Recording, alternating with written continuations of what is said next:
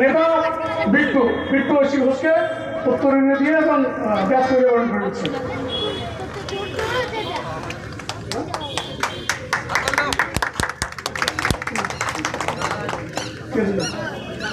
আচ্ছা, একটা খাদির গামছা দিয়ে বরণ করছেন ঐশী ঘোষকে মানুষ সরকার এবং সবার মধ্যে।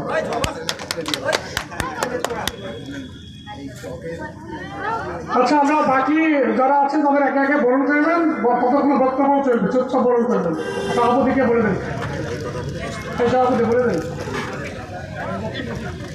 তবে আপনারা যার অপেক্ষায় অনেকক্ষণ ধরে বক্তব্য শুনছেন, আমাদের আজকের যে প্রধান বক্তা অল ইন্ডিয়া ছাত্র নেত্রী কমরেড ঐশী ঘোষ এবার আপনার সামনে বক্তব্য রাখছেন।